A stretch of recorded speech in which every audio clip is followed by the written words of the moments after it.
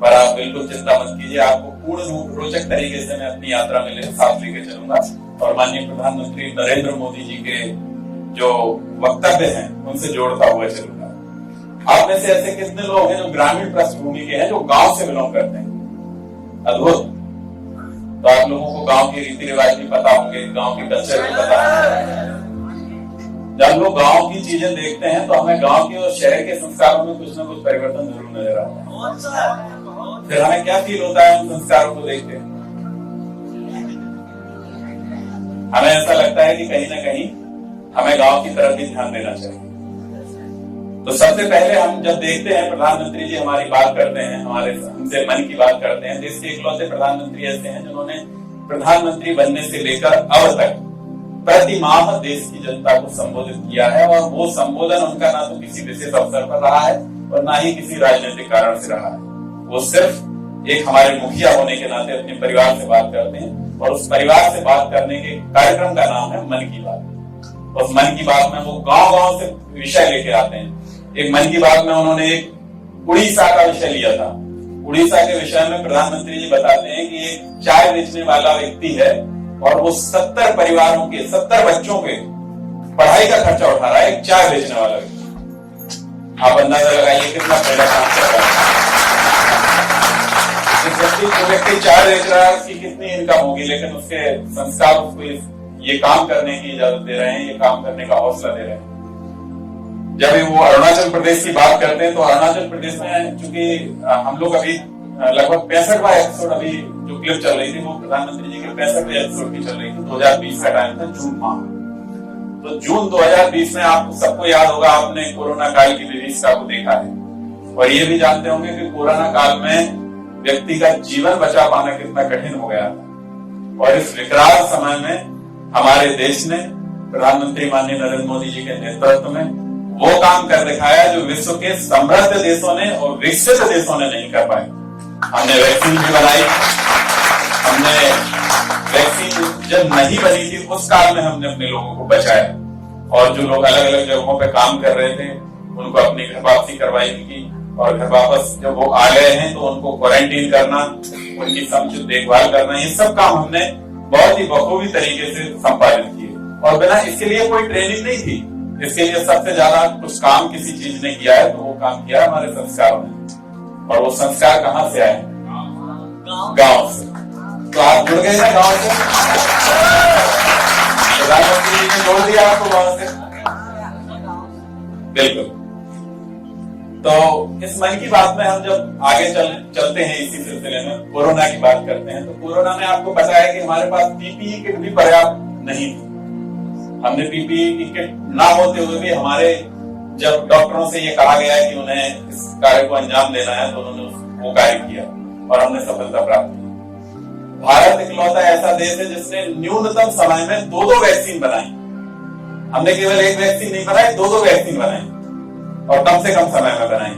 और वैक्सीन बनाने के बाद हमने, क्योंकि ये कोरोना काल के समय के एपिसोड की बात कर रहा हूं मैं, वैक्सीन बनाने के बाद हमने अपने लोगों को तो वैक्सीनेट किया ही, और उसके बाद हमने विदेशों को भी वैक्सीन भेजी। ये हमने फ्री में नहीं भेजी, उसके न्यूनतम दाम तैयार किया। एक्चुअली वैक्सीन बनाने का जो खर्चा था वो खर्चा बहुत अधिक था, लेकिन माननीय प्रधानमंत्री जी ने और पूरे देश के कल्याण के लिए वो हमें निःशुल्क दिए। विदेशों को निःशुल्क नहीं दिए, विदेशों के लिए एक न्यूनतम चार्जेस उन्होंने रखे, लेकिन हम लोगों को तो निःशुल्क मिली है ना। और आपको पता है जो लोग निजी तौर पर वो वैक्सीन लगवा रहे थे उसका एक्चुअल कॉस्ट कितना था? पूरे देश को निःशुल्क वैक्सीन लगी, और एक बार नहीं 2-2 बार लगी, और कुछ लोगों को तो बूस्टर डोज भी लगवाए 3-3 बार लगी। आप अंदाजा लगाइए कि हमारे देश को किस विषम परिस्थितियों से लेकर प्रधानमंत्री जी ने हम सबको बचाया और एक नया जीवन दिया। जब हम देखते हैं कोरोना काल के समय की बात करते हैं तो जो लोग, अभी मैं अरुणाचल प्रदेश की एक घटना की बात बता रहा था, तो जब प्रधानमंत्री जी हमारे मन की बात करते हैं तो आप देखते हैं कि आप लोगों ने सुना होगा मन की बात, लगभग सभी लोगों ने सुना है मन की बात। तो आप देखते होंगे वो उदाहरण देते हैं उसमें, तो ऐसे ऐसे उदाहरण लेके आते हैं कि आप कल्पना नहीं कर सकते उनके पास कैसे कैसी कहानियां पहुंचती हैं और कैसे कैसे सुझाव पहुंचते हैं। कहानियों का उन तक पहुंचना, सुझाव का उन तक पहुंचना एक अलग बात है, पर माननीय प्रधानमंत्री जी उन सुझावों को देखते हैं और उन पर विशेष चिंतन करते हैं और फिर हम सबके सामने लेकर आते हैं। और अरुणाचल प्रदेश की एक घटना का जिक्र करते हैं और उसमें वो बताते हैं कि जब हमारे जो मजदूर लोग अलग अलग राज्यों में प्रांतों में काम करने के लिए जाते हैं और जब ये महामारी आई और विकराल परिस्थितियां उत्पन्न हुई और लोग अपने अपने गांव की तरफ लौटे, सबसे सुरक्षित जगह गांव ही थी ना कोरोना काल में। कौन अपने अपने गांव चला गया था कोरोना काल में? बहुत अच्छे। मैं भी कोरोना काल में अपने गांव में 2 महीने रहा, हालांकि मैंने घर में रह के काम किया, पर मैं कोरोना काल में 2 महीने अपने गांव रहा। और वो मेरे 2 महीने मेरे समझदार होने के बाद, क्योंकि बाहर ही रह रहा हूँ, समझदार होने के बाद वो 2 महीने मेरे जीवन के सबसे सुखी महीनों में से होते हैं जब मैं अपने गांव में रहा। हालांकि उन दिनों हमारे देश समस्याओं से गुजर रहा था, पूरा विश्व समस्याओं से गुजर रहा था, पर व्यक्तिगत तौर पर देखा जाए तो वो 2 माह मेरे गांव के जीवन के सबसे सुखी दिन थे। तो प्रधानमंत्री जी गांव की घटना, अरुणाचल प्रदेश के गांव की घटना का जिक्र करते हैं मन की बात में। उसमें वो बताते हैं कि जब जो लोग बाहर काम कर रहे होते हैं और वो क्वारंटीन होने की स्थिति में जब बाहर से घर पे पहुंचते हैं, गांव में पहुंचते हैं, तो गांव के लोग उनके क्वारंटीन होने की ऐसी व्यवस्था करते हैं कि गांव के बाहर झोपड़ियां बना देते हैं। आप यकीन मानिए, गर्मियों में जो लोग गांव में रहे हैं और झोपड़ियों में इतनी ठंडक मिलती है कि आपके एसी मकानों में नहीं, तो गांव के बाहर वो लोग झोपड़ियां बनाते हैं। अरुणाचल प्रदेश के गांव की घटना बता रहे हैं और झोपड़ियां बनाते हैं, उनमें क्वारंटीन रखते हैं उनको 14 दिनों तक। उसके बाद उनको गांव में प्रवेश देते हैं, यानी कि 14 दिन तक गांव के वो लोग उस महामारी में इस तरीके से सहयोग कर रहे हैं। और ये कैसे हो पा रहा है? ये हो पा रहा है हमारे कुशल नेतृत्व के कारण। हमारे प्रधानमंत्री जी अगर एक बार आवाज उठा के कह देते हैं कि सबको थाली बजानी है, तो पूरा देश ये नहीं सोचता है कि हमें क्यों बजानी है, ये सोचता है कि हमारे प्रधानमंत्री जी कह रहे हैं, उनकी सोच और उनका विजन कह रहा है कि हमें थाली बजानी है, तो हम सब एक मत होकर थाली बजाते हैं। इस बात पर ताली बजाइएगा। ये हमारे विजन का कमाल है। आप देख रहे हैं कि कोविड काल में आप देखेंगे तो पश्चिमी देशों में अलग स्थिति, जून का महीना था, जून जुलाई के महीने के एपिसोड की बात हो रही है, तो उस समय जून में आप समझते ही कि मानसून बनते हैं, तूफान आते हैं, तो पश्चिमी विक्षोभ भी पैदा हो रहा था और पूर्व से भी ऐसी स्थिति तूफानों की बन रही थी। वैसी स्थिति में प्रधानमंत्री जी पूरे विश्व की चिंता करते हैं और हमारे देश जो जिन परिस्थितियों से गुजर रहा था वो तो गुजर ही रहा था, उन्हें पड़ोसी देशों की भी चिंता रहती है। वसुधैव कुटुंबकम का सही मायनों में अगर कोई पालन करता है तो प्रधानमंत्री नरेंद्र मोदी जी, उन्होंने कभी भारत, केवल भारत के लिए नहीं सोचा, भारत तो सर्वोपरि उनके लिए रहता है, लेकिन जब उन्हें ग्लोबल वार्मिंग की चिंता होती है, हर चीज के मामले में वो विश्व को लेकर चलते हैं। और इसीलिए हम इस बात की कल्पना कर सकते हैं कि एक दिन भारत विश्व का नेतृत्व करेगा और उस नेतृत्व के लिए हमें कोई नेता अगर कोई मिल सकता है तो ऐसा ही विजनरी नेता मिल सकता है जैसे हमारे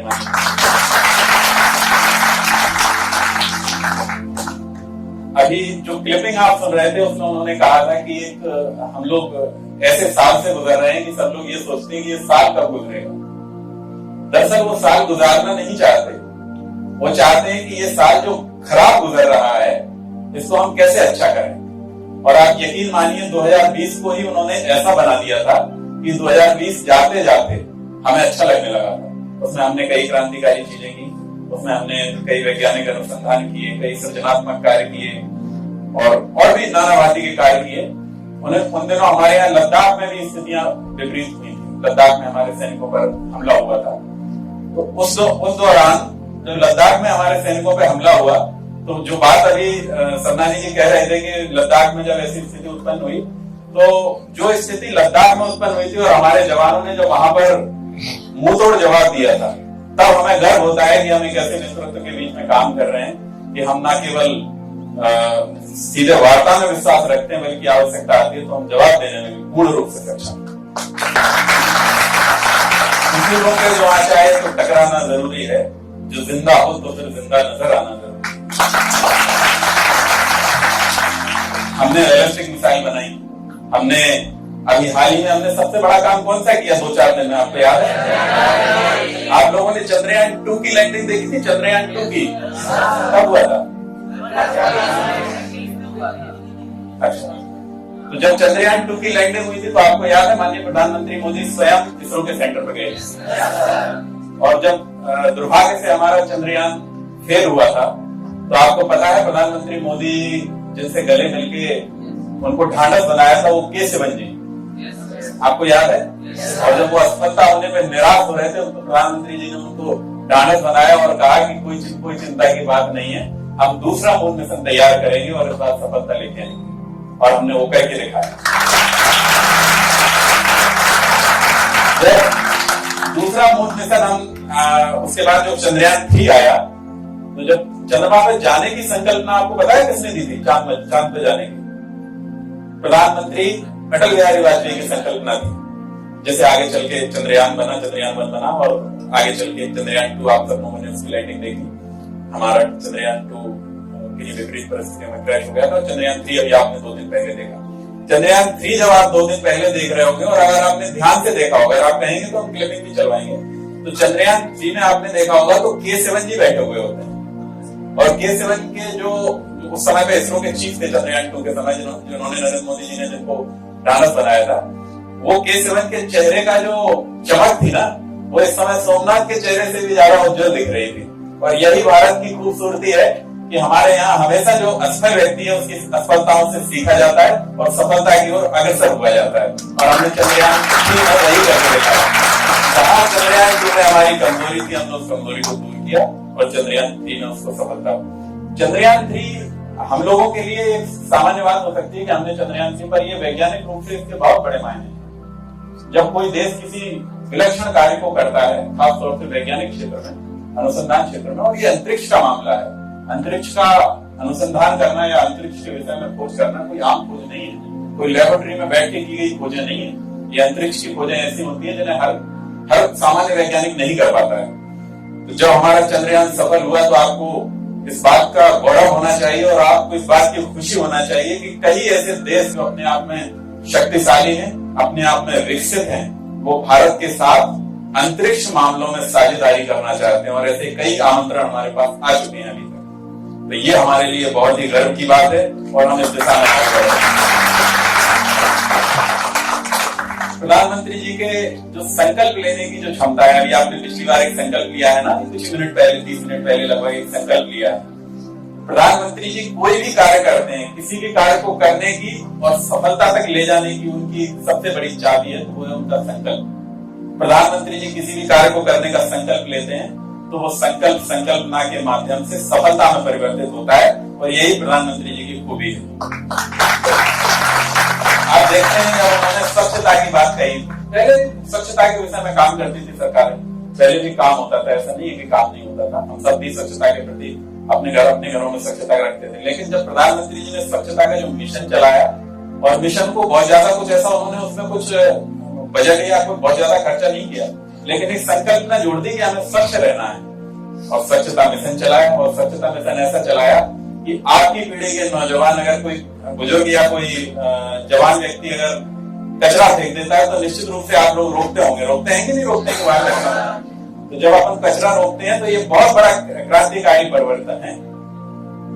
ये कोई सामान्य बात नहीं है। इस तरीके से हमने उज्जैन और इंदौर जैसे शहरों को स्वच्छता में लाकर खड़ा कर दिया। और इंदौर तो हमारा पिछली बार से 6 छक्के लगा चुका है। 6 बार हम लोग स्वच्छता में 6 बार नंबर 1 रहे। स्वच्छ राजधानी रही है और भोपाल को स्वच्छता बनाने में आपका भी हाथ है, तो आप अपने लिए प्रधानमंत्री जी सांस्कृतिक राष्ट्रवाद की बात करते हैं।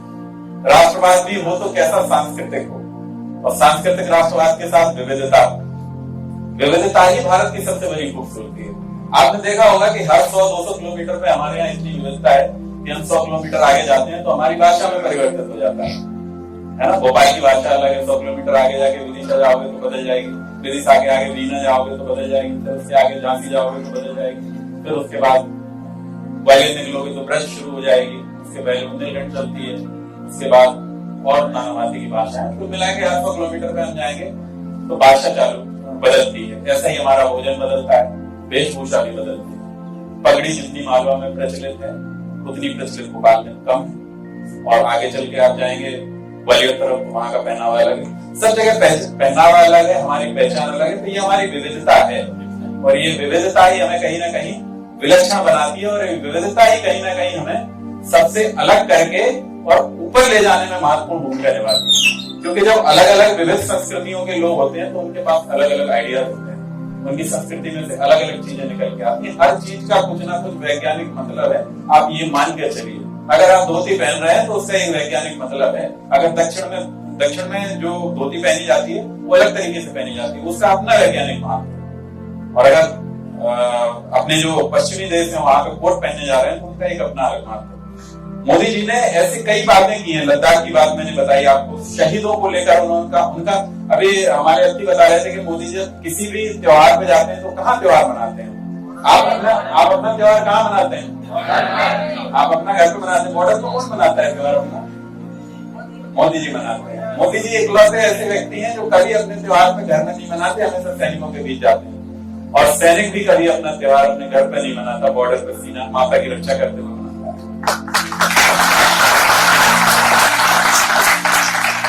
तो शहीदों को लेकर उनके मन में हमेशा करुणा रहती है। शहीदों के परिवार के साथ हमेशा खड़े रहते हैं और वो शहादत को ऐसे ही कोई सामान्य शहादत नहीं मानते। वो ये मानते हैं कि भारत माता के लिए कोई अगर अर्पित हुआ है तो वो देश के लिए बहुत बड़ा काम करके गया है। और इसी अंदाज में दुनिया को हैरानी पे रखा है जो हमने दुश्मनों को भी मेहरबानी पे रखा है। हमारी हैसियत का तुमको अंदाजा नहीं शायद, हिमालय और समंदर को निगहबानी पे रखा है। और शहीदों के शवों को देखकर माएं ये कहती हैं, भारत की माताएं ऐसी होती है कि उनका एक बेटा अगर कुर्बान हो जाता है तो वो कहती है कि मेरा दूसरा बेटा भी है, इसे भी ले जाइए। शहीदों के शवों को देखकर माएं ये कहती हैं, लो मेरा आखिरी बेटा भी कुर्बानी पे रखा है। तो शहीदों को लेकर भी माननीय प्रधानमंत्री जी का जो विजन है, जो उनका दृष्टिकोण है, वो अद्भुत है। और शहीदों के बाद उनके परिवारजनों के प्रति हमेशा साथ रहते हैं, हर दुख की घड़ी में उनके साथ रहते हैं।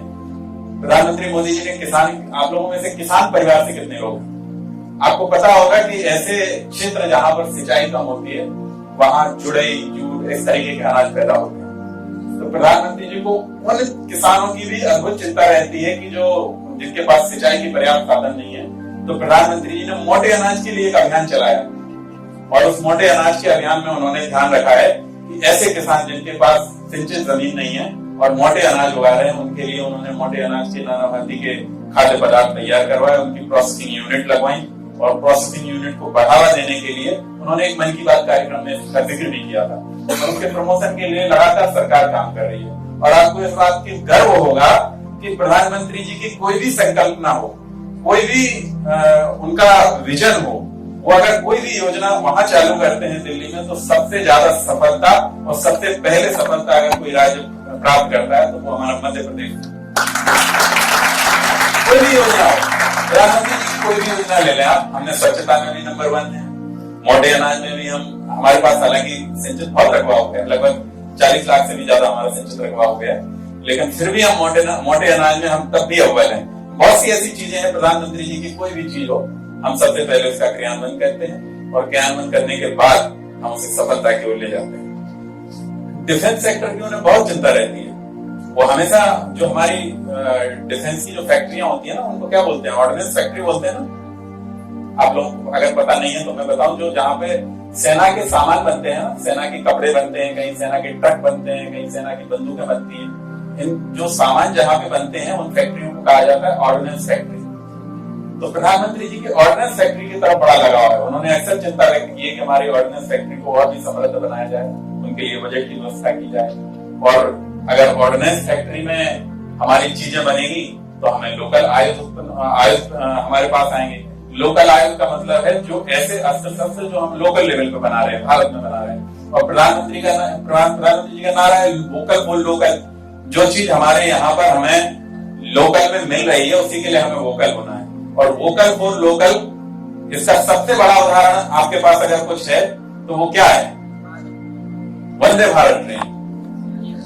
वंदे भारत ट्रेन ऐसी अद्भुत ट्रेन है, आप अगर उसमें सफर करेंगे तो आपको गर्व होगा कि हम भारत की ही बनी हुई ट्रेन में सफर कर रहे हैं और इतनी अद्भुत यात्रा इसमें इतनी अद्भुत यात्रा का अनुभव मिलेगा। तो ये हमारे कहीं ना कहीं वोकल फॉर लोकल का बहुत अच्छा उदाहरण है। एक प्रधानमंत्री जी ये अक्सर कहते हैं कि हम अगर किसी भी कार्य को सफलता की ओर ले जाना है, अगर किसी भी कार्य को हमें सफल बनाना है तो उसको सरकारें नहीं कर पाती है, ना ही ब्यूरोक्रेसी कर पाती है, ना ही मीडिया कर सकती है। उसको सफल अगर किसी को बनाना है तो आपको बनाना है। और जन भागीदारी बोलते हैं इसको। आप सब जन की जिसमें भागीदारी हो जाए और तभी कोई कार्य सफल हो सकता है। हम लोग स्वच्छता के क्षेत्र में अभी मैंने आपको बताया कि आप लोग रोकते हैं ना किसी को कोई कचरा फैलाता है, तो स्वच्छता के क्षेत्र में आपने अपना योगदान किया कि नहीं किया? आपके आसपास किसी ने वैक्सीन नहीं लगवाई थी तो आपने उसको टोका ना कि आप वैक्सीन लगवाइए, तो ये आपकी जन भागीदारी हो गई कि नहीं हो गई? और अगर कोई भी ऐसी चीज जो जहां पे आपको लगता है कि कहीं किसी चीज में प्रॉपर क्रियान्वयन नहीं हो रहा, भ्रष्टाचार से मुक्ति के लिए आपको आगे आना पड़ेगा। हर चीज के लिए वो चाहते हैं कि जन भागीदारी अगर जहां कहीं पर भी है तो हम उस योजना को, उस संकल्पना को निश्चित रूप से साकार कर सकते हैं। तो जन भागीदारी का हमने बहुत अच्छा ध्यान रखा है और उसका बहुत बल दिया है। दूसरी चीज, जब हम कोरोना के बाद अनलॉक पीरियड में प्रवेश कर रहे थे तो आपने देखा होगा जब हम अनलॉक कर रहे थे कोरोना के बाद, तो ये बड़ा चैलेंजिंग दौर था। जितना हम लॉकडाउन कर रहे थे वो तो चैलेंजिंग था ही, पर जब हम अनलॉक कर रहे थे तो ये उससे भी ज्यादा चैलेंजिंग था, क्योंकि एक बार हमने अनलॉक करने के बाद ये देखा था कि कोरोना की दूसरी लहर लौट के आ गई, तो हमारे लिए बड़ा भारी चैलेंजिंग था। लेकिन कमाल की बात ये होती है ना, जिसके इरादे अच्छे होते हैं और जिसमें कुछ करने का मानता होता है ना, उसका कभी विजन खराब नहीं हो सकता। उनका जो विजन था और उस विजन के कारण हमने जो अनलॉक पीरियड जो सेकंड वाला निकाला वो अद्भुत था। उसमें हमें कोई नकारात्मक प्रभाव हमको नहीं मिले और हमने अपनी अर्थव्यवस्था भी सुदृढ़ की, हमने अपने स्वास्थ्य का भी ध्यान रखा और हमने काम भी किया। और ये हमारे लिए सबसे महत्वपूर्ण है। कई देश ऐसे हैं जो अनलॉक में बर्बाद हो गए, जिनका बहुत बड़ा भारी नुकसान हो गया। हमने ऐसे कठिन दौर में 2-3 साल के इतने कठिन दौर के बाद भी अपनी अर्थव्यवस्था को इतना मजबूत रखा है, अपनी इकोनॉमी को इतना मजबूत रखा है कि हम विश्व में अपनी इकोनॉमी का लोहा मनवाने के लिए एकदम पूर्ण रूप से तैयार हैं। तो वो कहीं ना कहीं ऐसे ही नेतृत्व के कारण होता है, ऐसे ही विजन के कारण होता है। और जब ऐसा विजन हमें मिलता है तो निश्चित रूप से सफलता हमें मिलती है, और ये सफलता ऐसे ही विजन के कारण मिलती है। दूसरी चीज, आज हम देखते हैं कि जब कई ऐसी स्थितियां आती हैं कि सामर्थ्य का भी हमें उल्लेख करना पड़ता है कि देश का सामर्थ्य क्या है और देश किन हालातों से गुजरा है। देश हमारा जिन परिस्थितियों से गुजरा है उसमें हमारे पास बहुत ज्यादा सामर्थ्य नहीं था, लेकिन विजन और नियत अच्छी थी तो हमने अपने कार्य को सफल किया और यहाँ तक पहुंचे। तो सबसे पहले तो मन की बात के इस बेहतरीन कार्यक्रम में हम न केवल 100 घंटे पूरे करने जा रहे हैं, हमारा काउंटडाउन शुरू हो गया। हम लगभग 60-65 घंटे हम लोग लगभग इस कार्यक्रम को कर चुके हैं और इसमें भी आपकी जन भागीदारी हो रही है। कहीं ना कहीं ये कोई डॉक्टर राघवेंद्र भाई साहब की संकल्पना थी, उनका विजन था और आप सबकी साझेदारी है और हम सब लोग टीम वर्क में उसमें काम कर रहे हैं। तो कहीं ना कहीं जन भागीदारी से ये काम यहाँ तक ले जा रहे हैं। प्रधानमंत्री नरेंद्र मोदी जी के लिए मैं अक्सर सोचता हूँ कि क्या क्या पंक्तियां लिख गए हैं कवि दिनकर जी, और ऐसा लगता है कि जो 10 पहले पंक्तियां लिखी गई हैं वो प्रधानमंत्री मोदी जी के लिए लिखी गई हैं। सच है विपत्ति जब आती है कायर को ही बतलाती है। सच है विपत्ति जब आती है कायर को ही दहलाती है। सूरमा नहीं विचलित होते, क्षण एक नहीं धीरज होते, विघ्नों को गले लगाते हैं, कांटों में राह बनाते हैं। तो अभी हमने जो कहा ना कि जो संकल्पना की बात है, हमें कोई बहुत अच्छी स्थिति नहीं मिली थी, पर हमारे देश के विजन ने और हमारे नेतृत्व ने हमें यहाँ तक इस उन्नति के शिखर पर लाने में महत्वपूर्ण भूमिका अदा की है। और जैसा कि आप सब जानते हैं कि प्रधानमंत्री जी कोई 2, 5, 10 साल का नहीं सोचते हैं, वो 50 साल से नीचे सोचते ही नहीं कि हमें देश को कैसा बनाना है। 1000 साल 50 साल ऐसे ही सोचते हैं। कल हमने चांद पर लैंडिंग की, उसके बाद उन्होंने अगले ही मिनट कह दिया कि चंदा मामा दूर के नहीं, चंदा मामा टूर के। तो उन्होंने वो संकल्पना तत्काल दे दी और उसके बाद ही उन्होंने अगली बार आदित्य के लिए प्रयास कर रहे हैं, सूर्य पर जाने की कोशिश कर रहे हैं। तो इस खूबसूरत यात्रा के लिए मैं देश को शुभकामनाएं देता हूँ, अपनी तरफ से भी, आप सबकी तरफ से भी। और आप सबने यहाँ पर अपना समय दिया, इसके लिए मैं आपको बहुत बहुत आभार व्यक्त करता हूँ। आप लोगों को मजा आया कि नहीं आया? एक बार जोरदार तालियां आपके लिए।